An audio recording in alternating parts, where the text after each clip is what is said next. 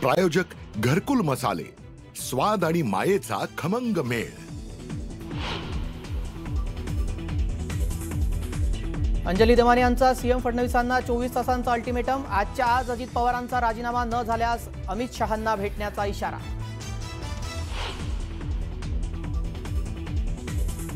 Jitendra सिंहांचं IIT Bombay संदर्भातलं विधान सरकारच्या मानसिकतेचं प्रतीक। महाराष्ट्र विरोधकांच्या पोटातली मळमळ बाहेर आली। ट्विट करत राज ठाकरेंचा निशाणा।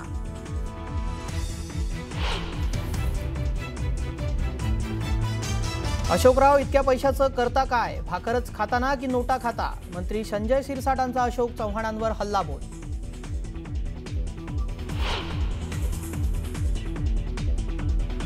मुस्लिम म्हणतात उद्धव ठाकरे सेक्युलर झालेत, मात्र बाबरी पाडणाऱ्या शिवसैनिकांची ठाकरेंनीच पाठराखण केली हे विसरू नका। इम्तियाज जलील यांचा निशाणा।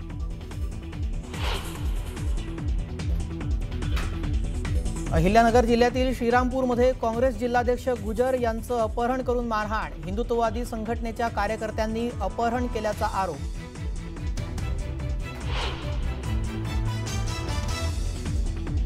अमेडिया कंपनीला मुद्रांक शुल्क भरण्यासाठी 10 दिवसांची मुदतवाढ। मुंडव्यातील जमीन घोटाळा प्रकरणी भरावा लागणार मुद्रांक शुल्क।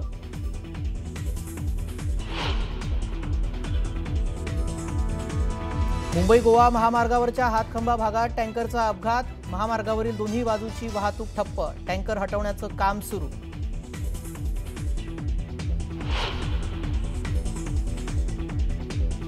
मुंबई पालिकेच्या भायखळा इथल्या वीरमाता जिजाबाई भोसले उद्यान आणि प्राणी संग्रहालयात शक्ती वाघाचा संशयास्पद मृत्यू। 8 दिवसानंतर वाघाच्या मृत्यूची माहिती देण्यात आल्यानं प्रश्न उपस्थित।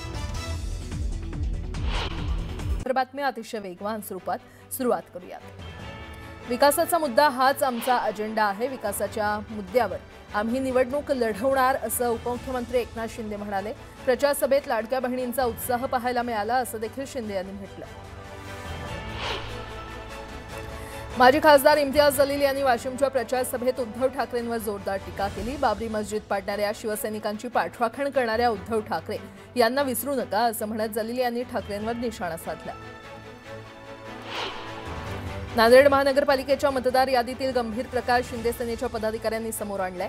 नांदेड महापालिकेच्या मतदार यादीत पश्चिम बंगालमध्ये 700 ते 800 मतदार असल्याचा आक्षेप शिवसेनेचे शहर प्रमुख तुलजेश यादव यांनी नोंदवलाय। छत्रपती संभाजीनगरच्या शिवसेनेत मोठं नाराजी नाट्य पाहायला मिळत असून जिल्हाप्रमुख राजेंद्र जंजाळ यांनी थेट मंत्री संजय शिरसाट यांच्यावर गंभीर आरोप केलेत। पक्षात मोजक्या लोकांना जवळ करत शिरसाट कार्यकर्त्यांना आणि मला डावलत असल्याचं जंजाळ म्हटले। पवनी नगर परिषद निवडणुकीमध्ये डॉक्टर विजया नंदुरकर यांना भाजपनं तिकीट देणार असल्याचं सांगत दुसऱ्याला तिकीट दिलं आणि यामुळे विजया नंदुरकर यांनी कमळाची साथ सोडत हातावर घडी बांधली आहे। पवनी शहरात महायुतीच्या तिन्ही पक्षातच तिरंगी लढत पाहायला मिळते। सोलापूर जिल्ह्यातील 11 नगर परिषद आणि 1 नगरपंचायत निवडणुकीसाठी 4.5 लाख मतदार मतदान करणार आहेत। बार्शीमध्ये सर्वाधिक 1 लाख तर दुधनी नगर परिषदेमध्ये सर्वात कमी 10,000 मतदारांची नोंद करण्यात आली आहे। जामखेड नगर परिषद निवडणुकीच्या पार्श्वभूमीवर झालेल्या एका वादग्रस्त विधानानं राजकीय वातावरण तापलंय। राष्ट्रवादी काँग्रेस पार्टी शरद पवार गटाचे पदाधिकारी सूर्यकांत हौसराव मोरे यांनी प्रचार सभेमध्ये विधान परिषद सदस्यांच्या संदर्भात केलेल्या अवमानकारक वक्तव्यामुळे त्यांना हक्कभंगाची नोटीस बजावण्यात आली आहे। 2 डिसेंबरपर्यंत लेखी खुलासा करण्याचे आदेश देण्यात आले। भाजपचे नगराध्यक्ष पदाचे उमेदवार समीर नलावडे आणि 17 नगरसेवकांनी खासदार नारायण राणे यांची ओम गणेश निवासस्थानी भेट घेतली। भाजप नेते नारायण राणे यांनी उमेदवारांना मार्गदर्शन केलं। नांदेड जिल्ह्यातील भोकरमध्ये आयोजित सभेत संजय शिरसाट यांनी जोरदार फटकेबाजी केली। शंकरराव म्हणाले होते, नांदेडचं लंडन करू, मला नेहमी वाटायचं जाऊन नांदेड शहर पाहू, नंतर अनेक वेळा नांदेडला आलो पण लंडन दिसलं नाही असा टोला शिरसाट यांनी लगावला। भंडाऱ्याचे आमदार नरेंद्र भोंडेकर यांनी स्थानिक भाजप नेत्यांच्या तक्रारी एकनाथ शिंदेंपुढे मांडल्या। मुख्यमंत्री देवेंद्र फडणवीस यांच्याकडे तक्रार करण्याची विनंती देखील केली। सिंधुदुर्गमध्ये भाजपच्या सभेत शिल्पा खोत यांनी आमदार निलेश राणेंवर हल्लाबोल केलाय। एक स्त्री पुढे आली की तिच्यावर होणारा आरोपांचा मारा मनाला वेदना देणारा आहे। मला पूर्वी निलेश राणे यांनी शिवसेनेतून नगराध्यक्षपदाची निवडणूक लढवण्याची ऑफर दिली होती, मग मी त्यावेळी योग्य होती आणि आता अयोग्य कशी, असा सवाल शिल्पा खोत यांनी विचारला। शिल्पा खोत आणि माझी यापुढची लढाई कोर्टात असेल असा पुनरुच्चार निलेश राणेंनी केला. मी शिल्पा खोत यांना फोन केला होता त्यावेळी मला त्यांच्याकडे ओबीसीची खोटी सर्टिफिकेट आहेत हे माहीत नव्हतं. मी महिला आहे, माझ्यावर अन्याय होतोय असा भावनिक मुद्दा पुढे केला जातोय असा पलटवार निलेश राणेंनी केला. धाराशिवमध्ये महायुती झाली नसली तरी भाजपला काहीच फरक पडत नाही असं आमदार राणा पाटील म्हटलेत. लोकांचा भाजपवर विश्वास आहे. स्थानिक स्वराज्य संस्था निवडणुकीत भाजप घवघवीत यश मिळवणार असं राणा पाटील म्हटले. लोणावळ्यामध्ये निवडणूक प्रचार शिगेला पोहोचला असून आरोप प्रत्यारोपानं वातावरण तापलंय. शिवसेना आरपीआय युतीचे उमेदवार सूर्यकांत वाघमारे यांनी नाव न घेता आमदार सुनील शेळके यांच्या कार्यपद्धतीवर थेट निशाणा साधला. बाहेरील हस्तक्षेप थांबवून लोणावळ्याची अस्मिता टिकवण्यासाठी सर्व लोणावळ्याकरांनी एकत्र येणं गरजेचं असल्याचं वाघमारे म्हटलं. धाराशिव जिल्ह्यातील उमरगा शहरात काँग्रेस आणि शिवसेनेच्या युतीचा नवा अध्याय सुरू झालाय. माजी खासदार रवींद्र गायकवाड यांचे सुपुत्र शिवसेनेकडून नगराध्यक्षपदासाठी रिंगणात उतरलेत. काँग्रेसला सोबत घेत ही युती करण्यात आली असून शिवसेनेनं भाजपसोबत काडीमोड घेत काँग्रेससोबत घरोबा केलाय. अमरावतीच्या धामणगाव नगरपरिषद नगराध्यक्षपदासाठी भारतीय जनता पक्षाचे नेते माजी आमदार अरुण अडसड यांची कन्या तर धामणगाव रेल्वे मतदारसंघाचे भाजपचे आमदार प्रताप अडसड यांची बहीण अर्चना रोठे अडसड यांना उमेदवारी देण्यात आली आहे. अर्चना रोठे यांच्यावर घराणेशाहीचा आरोप लावण्यात आलाय. काँग्रेसच्या कार्यकर्त्यांसाठी माजी मुख्यमंत्री पृथ्वीराज चव्हाण यांच्या सौभाग्यवती सत्वशीला चव्हाण या कराड नगरपालिकेच्या निवडणुकीच्या प्रचारात सक्रिय झाल्यात. काँग्रेसचे नगराध्यक्षपदाचे उमेदवार झाकीर पठाण यांच्यासाठी शहरातून पदयात्रा काढत काँग्रेसच्या उमेदवारांना निवडून देण्याचं आवाहन केलं. कामठी नगर परिषदेत काँग्रेसचे पर्यायी उमेदवार आसिफ सरमतिया यांचा उमेदवारी अर्ज एबी फॉर्म अधिकृत नसल्याचा मुद्दा मान्य करत नागपूर खंडपीठानं उमेदवारी अर्ज बाद ठरवला. त्यामुळे काँग्रेसकडून हाजी अब्दुल शकूर नागाणी हे अधिकृत उमेदवार ठरले. भिवंडी निजामपूर शहर महानगरपालिकेच्या मुख्यालयाच्या इमारतीच्या नावातील र हरवलाय. घटनेला 2 महिने होत आले तरी पालिका प्रशासन लक्ष देत नसल्यानं पालिका प्रशासन नगरातील नळ, गटार आणि रस्त्यांप्रमाणेच मुख्यालयाच्या नावाबाबत उदासीन असल्याची चर्चा होती. छत्रपती संभाजीनगरमध्ये महापालिका प्रशासनानं प्रसिद्ध केलेल्या मतदार याद्यांमध्ये असंख्य चुका असल्याच्या तक्रारी समोर येत आहेत. प्रशासक जी श्रीकांत यांनी अधिकाऱ्यांची बैठक घेतली. त्यात मतदार याद्यांमधील चुका ही गंभीर बाब असून त्या दुरुस्त करण्याची संधी आहे. त्यानंतरही चुका निदर्शनास आल्या तर थेट निलंबन करण्यात येईल असा दमही आयुक्तांनी दिला आहे. मुंबई मतदार यादीतील दुबार नावांवरून राजकीय पक्षांनी आरोपांच्या फैरी झाडलेल्या असताना आता मुंबई महापालिका प्रशासनानं देखील याबाबत कबुली दिली आहे. एकूण 227 प्रभागांमध्ये 11 लाख दुबार नावं असल्याचं आढळून आलंय. तर त्यापैकी काही नावं ही दुबार तिबार नाहीत तर 100 वेळा देखील आहेत. अशी 4 लाख नावं अनेक वेळा अनेक प्रभागांमध्ये असल्याचं आढळून आलं.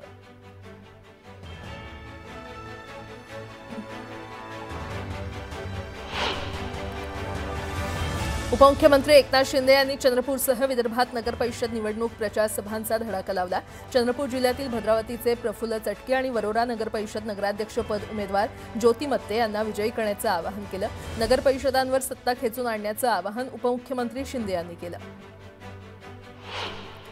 वरणगाव नगरपरिषदेसाठी भाजपतर्फे नगराध्यक्ष श्यामल अतुल झांबरे तर राष्ट्रवादी शरद पवार पक्षातर्फे राजेंद्र चौधरी, शिंदे गटातर्फे नगराध्यक्षपदासाठी तृप्ती महाजन तर भाजपचे बंडखोर अपक्ष उमेदवार सुनील काळे अशी चौरंगी लढत रंगणार आहे. भाजपचे माजी नगराध्यक्ष सुनील काळे यांनी विद्यमान भाजपच्या उमेदवारासमोर मोठं आव्हान उभं केलं आहे.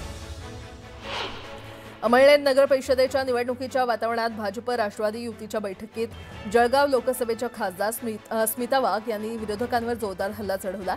शहराचा माणूस निवडा, बाहेरून आलेल्या माणसांवर विश्वास ठेवून तुम्ही स्वतःचं नुकसान करता, गैरप्रकार करणाऱ्या माणसांना तुम्ही थारा देऊ नका असं स्मिता वाघ म्हटलं. राज्यातील स्थानिक संस्थांमध्ये इतर मागास प्रवर्गासाठी 50% अधिक आरक्षण लागू असलेल्या 57 नगरपालिकांमध्ये सर्वाधिक 17 पालिका या नागपूर जिल्ह्यातील आहेत. स्थानिक स्वराज्य संस्थांमध्ये नागरिकांचा इतर मागास प्रवर्ग ओबीसींसाठी सरसकट 27% आरक्षण लागू केलंय. त्यामुळे अनेक ठिकाणी एकूण आरक्षण 50%च्या पुढे गेलंय. बदलापूर नगर परिषदेच्या निवडणुकीत पोलीस प्रशासन शिवसैनिकांना त्रास देत असल्याचा आरोप शहर प्रमुख वामन म्हात्रे यांनी केला. मात्र सत्तेचा दुरुपयोग करून कुणी जर अशा प्रकारे दहशत निर्माण करत असेल तर त्याची तक्रार उपमुख्यमंत्री एकनाथ शिंदे यांना करणार असल्याचं युवा सेना कार्याध्यक्ष पूर्वेश सरनाईक यांनी सांगितलं. पूर्वेश यांचा भाजपकडे रोख होता का असा सवाल उपस्थित होता. अहिल्यानगर जिल्ह्यातील काँग्रेस जिल्हाध्यक्ष सचिन गुजर यांचं अपहरण करून त्यांना मारहाण करण्यात आली। अपहरणाची घटना सीसीटीव्हीमध्ये कैद झाली आहे। काँग्रेस जिल्हाध्यक्ष मारहाण प्रकरणी काँग्रेस पक्ष आक्रमक झालाय। नगरपालिकेसमोर धरणे आंदोलन करत मारहाणीचा निषेध करण्यात आला। मारहाण करणाऱ्या समाजकंटकांवर कारवाई करण्याची मागणी करण्यात आली आहे। अहिल्यानगर काँग्रेस जिल्हाध्यक्षाच्या अपहरण प्रकरणी काँग्रेस प्रदेशाध्यक्ष हर्षवर्धन सपकाळ चांगलेच संतापले। गुंडशाहीचा निषेध करत हर्षवर्धन सपकाळ यांनी भाजपला लोकशाही नको आहे असा हल्लाबोल केलाय। मुंबई गोवा महामार्गावर अपघात झाला। शिवशाही बस आणि सीएनजी गॅस भरण्यासाठी निघालेल्या ट्रकची समोरासमोर धडक झाली। अपघातात 4 ते 5 जण जखमी झाले। पुण्यातील अनंत हॉटेलवर दरोडा टाकणाऱ्या आरोपींना अटक करण्यात आली आहे। कोयत्याचा धाक दाखवत डेक्कन परिसरात दरोडा टाकणाऱ्या एका अल्पवयीन आरोपीसह 5 जणांना डेक्कन पोलिसांनी अद्दल घडवली। फलटणच्या बरडमध्ये वाहनावरील नियंत्रण सुटल्यानं मिनी ट्रॅव्हल्सचा अपघात झाला। अपघातात रस्त्यावर उभ्या असलेल्या एकाचा मृत्यू झाला असून ट्रॅव्हल्समधील 6 ते 7 जण जखमी झाले। कराड विटा मार्गावर कार आणि टेम्पोचा भीषण अपघात झालाय। अपघातात कारचा चक्काचूर झाला असून 2 युवकांचा जागीच मृत्यू झाला असून दोघे गंभीर जखमी झाले। पिंपरी चिंचवड शहरातील चिखली परिसरात एका सराफा दुकानदाराला महिलेनं बोलण्यात गुंतवत मोबाईलवरून ऑनलाईन पेमेंट केल्याचं दाखवून फसवणूक केली। या प्रकरणी सराफा दुकानदारानं चिखली पोलीस ठाण्यात फरियाद दिली आहे। पुणे पोलिसांच्या रेकॉर्डवरील गुंड समीर शेख याला अटक करण्यात आली आहे। अटक करत पोलिसांनी गुन्हेगाराची धिंड काढली। अनेक लोकांना जमा करत वाढदिवस साजरा करणं आरोपीला भोवलं। जळगावच्या 40 गावात टवाळखोरांची पोलिसांनी धिंड काढली। कान पकडून जळगाव जिल्हा कायद्याचा बालेकिल्ला असं म्हणायला लावत कायदेशीर कारवाई करण्यात आली। नाशिकच्या भद्रकाली परिसरात कपडे खरेदीसाठी आलेल्या तिघांकडून दुकानदाराला मारहाण करण्यात आली। मारहाणीची ही घटना सीसीटीव्हीमध्ये कैद झाली आहे। पोलीस ठाण्यामध्ये गुन्हा दाखल करण्यात आलाय। नागपूर काँग्रेसचे माजी नगरसेवक हरीश ग्वालबंशीला अटक करण्यात आली आहे। नागपूर जिल्ह्यातील कळमेश्वर नगर परिषदेच्या निवडणूक प्रचाराच्या वादावरून झालेल्या मारहाण प्रकरणात ही कारवाई करण्यात आली आहे।